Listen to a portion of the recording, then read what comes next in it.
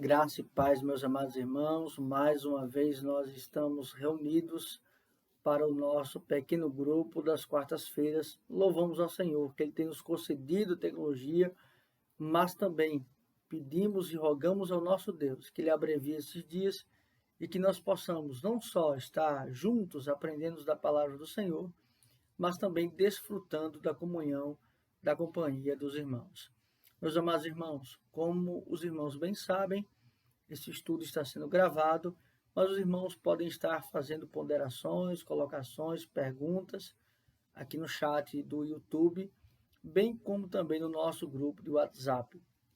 É importante também lembrar os irmãos que estejam compartilhando pedidos e agradecimentos de oração, na certeza de que o nosso Deus ouve as nossas orações. Meus amados irmãos, nós hoje vamos estudar o Salmo 44, do segundo livro do Saltério. Como os amados bem sabem, nós estamos, para este segundo semestre, intercalando estudos. Estamos entre o Saltério, a carta do apóstolo Paulo aos Efésios, e bem como também o profeta menor, profeta Oséias. Mas antes de nós iniciarmos o estudo do Salmo 44, vamos orar ao Senhor, rogando ao nosso Deus por iluminação para entendimento da sua santa palavra. Oremos ao Senhor. Pai, muito obrigado, Deus, porque o Senhor nos concede o privilégio, a alegria de ouvir a tua voz. Sabemos, ó Deus, que gostaríamos de estar juntos, unidos em comunhão, aprendendo da tua palavra. Mas também sabemos, ó Deus, que tudo está no teu controle. E no momento certo, na ocasião correta, o Senhor, pela tua santa vontade, sua santa vontade, nos dará essa alegria de estarmos mais uma vez juntos e reunidos para a honra e glória do teu nome. Ó Pai, nos ilumina para o entendimento da tua santa palavra. Assim que nós oramos, em nome de Cristo, nós já te agradecemos. Amém. Meus amados irmãos, o conceito de vitória ou de vencer neste mundo, sobretudo, está alicerçado nas conquistas pessoais e individuais. É as palestras de autoajuda, é a motivação em que o ser humano pode, que ele é capaz, que ele é autossuficiente. Mas quando nós olhamos para as Escrituras, o conceito de vitória ou de vencer não está em nós mesmos, mas sim no Deus que nos sustenta, que nos governa, que nos dirige, e que pela sua graça nos concede o seu favor de sermos, apesar de nós e pelos méritos de Cristo, mais do que vencedores. Meus amados irmãos, como bem nós falamos, o Salmo 44 está contido no segundo livro do Saltério, que tem uma correlação com o Pentateuco, sobretudo o livro de Êxodo. E nós, então, podemos entender essa questão como sendo um período de dispersão do povo e, sobretudo, um clamor do povo pela presença de Deus, pelo culto ao Senhor, enfim. E, nesse sentido, esse Salmo 44, ele vai tratar sobre um período, a lembrança de um período, o período dos juízes. E aqui, sobretudo, um cântico de gratidão ao Senhor, também de apelo ao Senhor por auxílio em um momento de derrota, sobretudo para os amonitas. Então, nós vamos observar que tanto os amonitas como os edomitas, eles possuirão e derrotarão o povo do Senhor momentaneamente, mas o que nós vamos vislumbrar nesse salmo é justamente a perspectiva do povo de Deus em relação a estes sentimentos, com relação a essa derrota.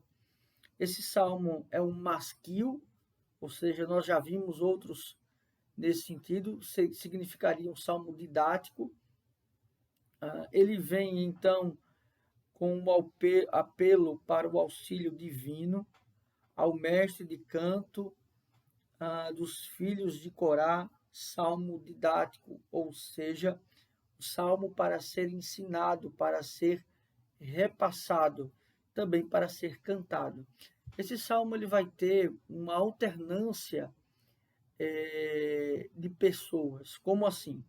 Muitas vezes ele estará em primeira pessoa, estará em terceira pessoa. Nós vamos observar que, ora, está na perspectiva do salmista, ora está na perspectiva do povo. Nós vamos observar que a estrutura deste salmo ela está dividida em 4 partes. A primeira parte, dos versos 1 ao verso 8, segunda parte, dos versos 9 ao verso 16, terceira parte, dos versos 17 até o verso de número 22, e na última parte, dos versos 23 ao verso 26. Essa perspectiva de vitória, sobretudo, e na primeira parte, é que nós nos gloriamos no Senhor. E então ele vai deixar claro isso nesta primeira parte do Salmo. Sabendo disso, então, vamos começar o Salmo verso a verso, como sempre fazemos, para o entendimento da palavra do Senhor. Assim nos diz a palavra do nosso Deus. Ouvimos, ó Deus, com os próprios ouvidos, nossos pais nos têm contado o que outrora fizeste em seus dias. Ele começa então, ele tensiona esse salmo, colocando uma perspectiva de que eles têm aprendido ao longo do tempo sobre a misericórdia de Deus, sobre a graça de Deus, sobre o auxílio divino, sobre o quanto o Senhor não tem faltado para com o seu povo. Aqui, sobretudo, está dentro de uma perspectiva da libertação do povo do cativeiro egípcio. Então, ele começa dizendo que foi passado, repassado de geração em geração as maravilhas que o Senhor tem feito em prol do seu povo. E aí ele retoma a concepção dos pais, Abraão, Isaque, Jacó. Ele então vislumbra essa concepção também da promessa desta terra prometida, lembrando que então na invasão dos amonitas ou dos edomitas, eles momentaneamente perdem a terra prometida, a terra de Canaã, mas aqui então ele está afirmado, esperançado, convicto de que o Senhor, ao longo do tempo, ao longo da história, vem cuidando, provendo, conduzindo o seu povo. No verso 2, ele vai dizer: como por tuas próprias mãos desapossastes as nações e os estabeleceste, oprimiste os povos e aos pais deste largueza. Então, o que esse cântico ele quer nos dizer? Não é só nas vitórias que nós devemos, então, expressar a nossa confiança em Deus, mas é inclusive nas derrotas. E aqui é um cântico em um momento de derrota, mas mesmo assim ele expressa uma confiança em Deus. Ou seja, na certeza de que Deus tem o controle sobre todas as nações. Momentaneamente, essas nações estão de posse do povo, estão de posse da terra, mas o salmista, então, chama o povo para se voltar para Deus e lembrar daquilo que o Senhor já tem feito por eles. No verso 3, ele vai assim nos dizer: pois não foi por sua espada que possuíram a terra, nem foi o seu braço que lhes deu vitória, e sim a tua destra e o teu braço e o fulgor do teu rosto, porque te agradaste deles. Ou seja, ele chama o povo, ele lembra ao povo de Deus que todas as vitórias concedidas ou obtidas pelo povo não foram conquistadas por mérito próprio, mas sim pela própria mão do Senhor, pelo próprio braço forte do Senhor. E ele ainda vai falar desta a vontade livre do Senhor.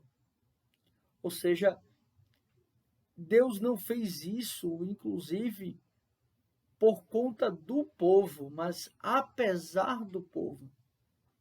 Então perceba que ele então nos coloca um Deus que abençoa, sustenta, dirige, governa o seu povo, apesar dele mesmo. E ele faz todos os benefícios para este povo por sua livre vontade, sem nenhum mérito, sem nem algo circunstancial que faça este povo merecer a graça e a misericórdia do Senhor. No verso número 4, ele vai dizer: pois tu és o meu rei, ó Deus, ordena a vitória de Jacó. Com o teu auxílio, vencemos os nossos inimigos, e em teu nome calcamos aos pés os que se levantam contra nós. Aqui, mais uma vez, ele faz aquela alternância entre primeira e terceira pessoa, mas então ele tem mais uma vez a concepção das lembranças, né? As lembranças dos pais contra as outras nações. E Deus, então, dando a este povo vitória. No verso 6, não confio no meu arco, e não é a minha espada que me salva, pois tu nos salvastes dos nossos inimigos e cobriste de vergonha os que nos odeiam. Em Deus nós temos gloriado continuamente e para sempre louvaremos o teu nome. Sempre percebam esta alternância entre a primeira e a terceira pessoa, a primeira pessoa do singular e também a terceira pessoa do plural. Então, no caso aqui, ele está justamente louvando ao Senhor, colocando todo o mérito das vitórias em Deus. Isso é fundamental, meus irmãos, porque muitas vezes nós temos a ilusão de que algo que conquistamos veio através do nosso esforço, da nossa força, das nossas virtudes, e aqui, muito pelo contrário. Nós vemos, então, o salmista atribuindo toda sorte de bênçãos, toda sorte de vitórias ao nosso Deus. No verso 9 até o verso 16, nós vamos observar aqui que ele vai alternar este sentimento. Nós vamos ver ele se gloriando no Senhor, gloriando ao Senhor, e agora nós vamos ver um sentimento de abandono do verso 9 até o verso 16. Assim ele vai nos dizer: agora, porém, tu nos lançaste fora e nos expulsaste a vergonha, nos expuseste a vergonha, e já não sais com os nossos êxitos. Tu nos fazes bater em retirada, à vista dos nossos inimigos, e os que nos odeiam nos tomam por seu despojo. Entregaste-nos como ovelhas para a corte e nos espalhaste entre as nações. Percebe que aqui então o sentimento é que, primeiramente, não é um sentimento de culpar a Deus. Isto é fundamental.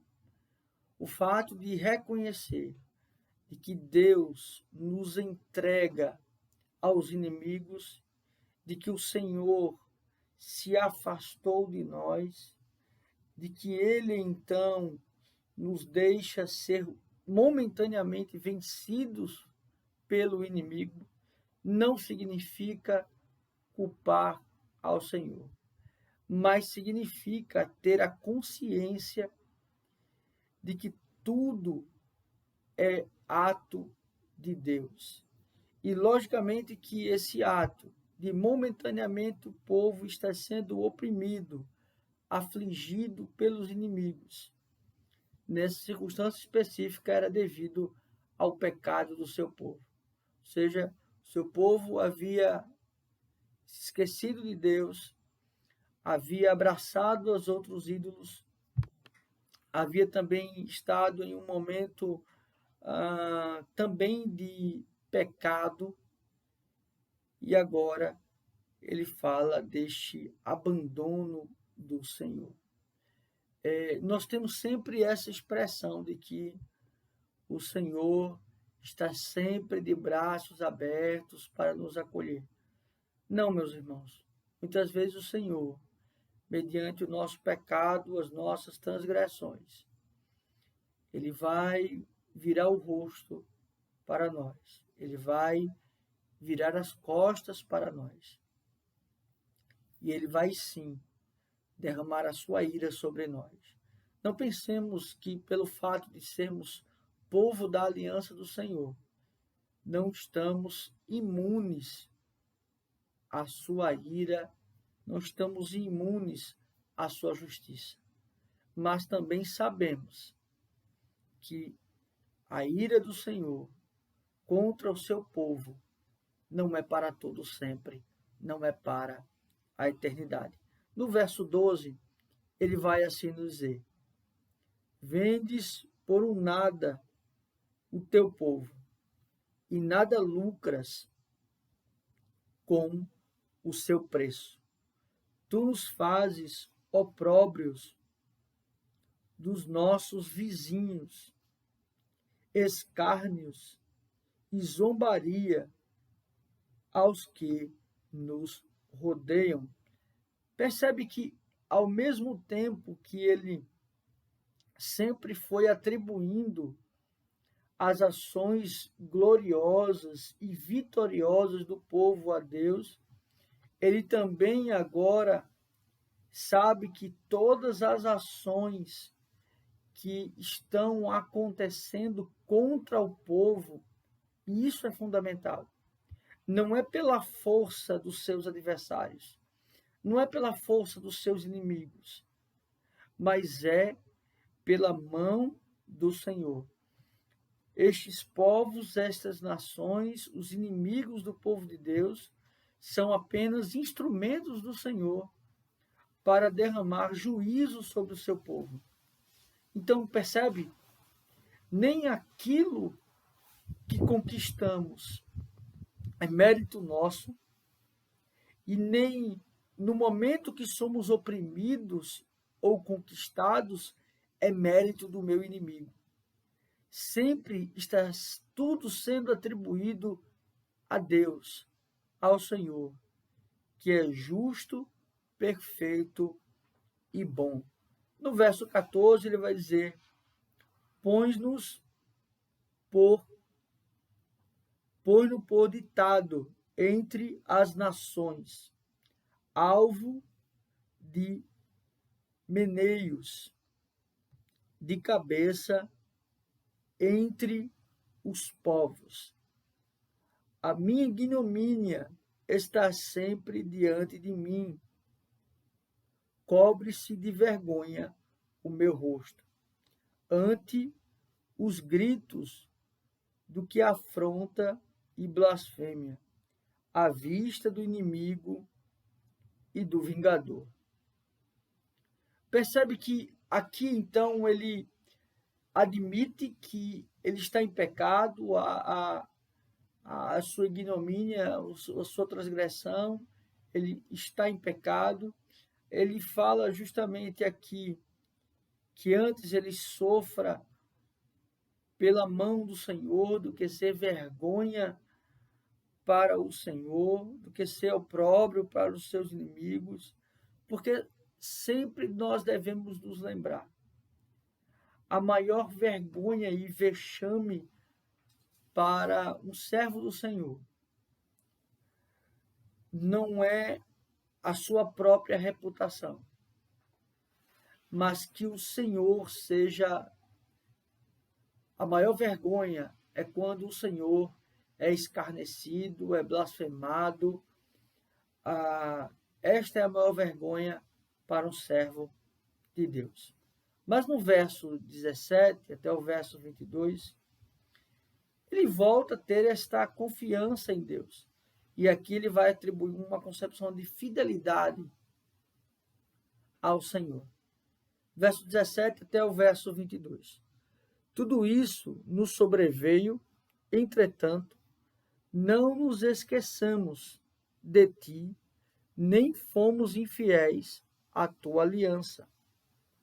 Não tornou atrás o nosso coração, nem se desviaram os nossos passos dos teus caminhos para nos esmagares. Onde vivem os chacais e nos envolveres com as sombras da morte. Se tivéssemos esquecido o nome do nosso Deus, ou tivéssemos estendido as mãos a Deus estranho, porventura não teria atinado Deus, ele que conhece os segredos dos corações, mas, por amor de ti, somos entregues à morte continuamente, somos considerados como ovelhas para o matadouro.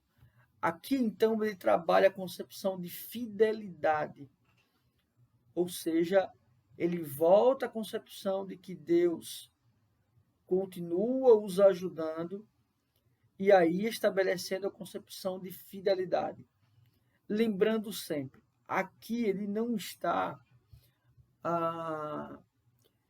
dizendo que Deus deve ser, então, bom para com eles e deve ajudá-los porque eles são dessa forma, ou pelos méritos deles, mas pela posição que o próprio Deus os colocou como regenerados, redimidos em Cristo, eles então são fiéis. Fiéis por conta da fidelidade do próprio Cristo. Então, esta fidelidade não é própria, esta fidelidade, ela é uma fidelidade mediante os méritos de Cristo.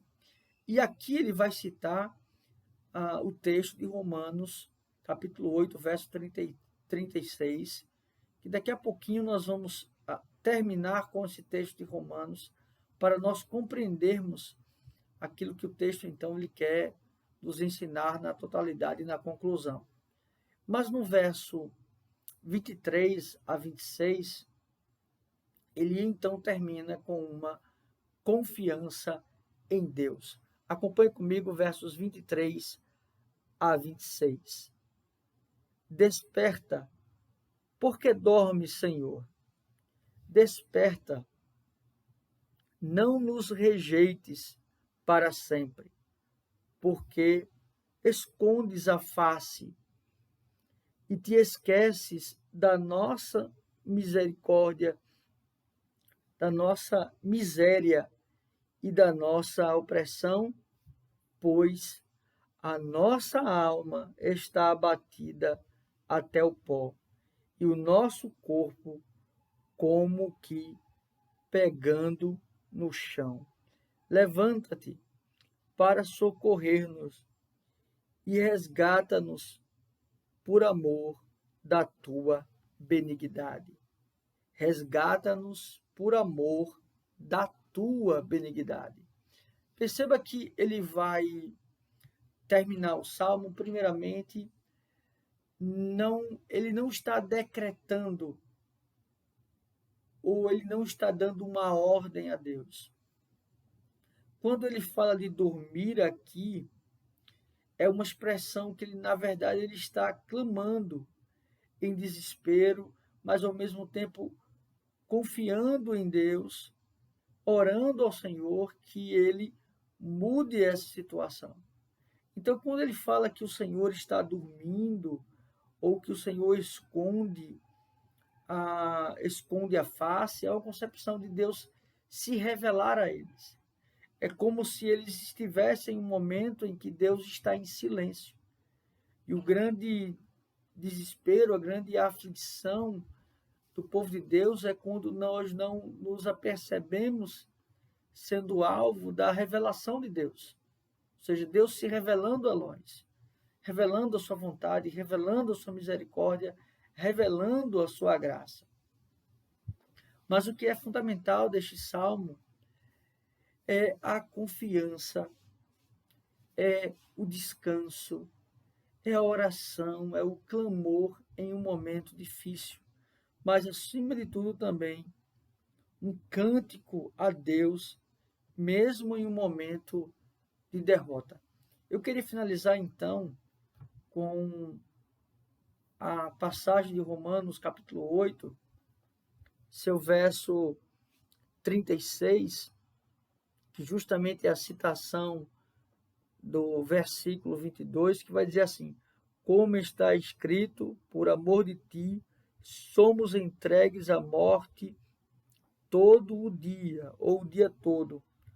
Fomos considerados como ovelhas para o matador. Perceba que, então, a concepção deste salmo é, embora a dor, a tristeza, a angústia de ser perseguido, de ser oprimido pelos inimigos venha em nosso coração, nós sabemos que não encontraremos neste mundo caído justamente a aceitação ou então termos de fato deste mundo qualquer tipo de vantagem. Muito pelo contrário, nós temos que estar dispostos a sermos mortos, sermos perseguidos e sofrermos por amor ao Senhor, para a honra e glória do seu nome. Meus amados irmãos, nós estamos vivendo um período, já tem algum tempo, no meio evangélico, em que a teologia da prosperidade, em que a vitória financeira, a vitória neste mundo tem sido pregada. Mas a nossa grande vitória, primeiramente, foi conquistada pelo nosso Senhor Jesus Cristo na cruz. E tem uma outra grande vitória que nos faz ser vencedores. É quando o Senhor nos recebe e nos pede para entrar em sua presença. E muito embora passemos por sofrimentos, e muitos dos antigos passaram por sofrimentos, foram mortos, foram perseguidos, apedrejados, esquartejados, nós sabemos que em todas essas coisas nós somos mais do que vencedores. e nada pode nos separar do amor de Deus que está em Jesus Cristo, nosso Senhor. Que Deus assim os abençoe, meus irmãos, que Deus também esteja continuamente guardando o seu coração na certeza que a nossa vitória é certa, pois ela foi garantida e conquistada pelo nosso Senhor Jesus Cristo. Vamos orar ao Senhor, encerrando esse momento, encerrando o nosso estudo. Pai, muito obrigado, ó Deus. Obrigado porque a nossa vitória não está, primeiramente, naquilo que o mundo nos traz. A nossa vitória também não está no nosso braço, no nosso mérito, na nossa sabedoria. A vitória está no Senhor. A vitória reside justamente no teu ato gracioso, redentivo, através do teu Filho Jesus Cristo. Obrigado, ó Pai, e nos dá um coração, mesmo a momentos tão difíceis, em que podemos estar sofrendo, podemos estar entristecidos, podemos estar perseguidos. Tenhamos a certeza de que nada pode nos separar do amor de Deus que está em Cristo Jesus, e que estejamos dispostos a sofrer por amor do teu nome. É assim que nós oramos, em nome de Cristo, nós já te agradecemos. Amém. Que Deus assim os abençoe, meus amados irmãos.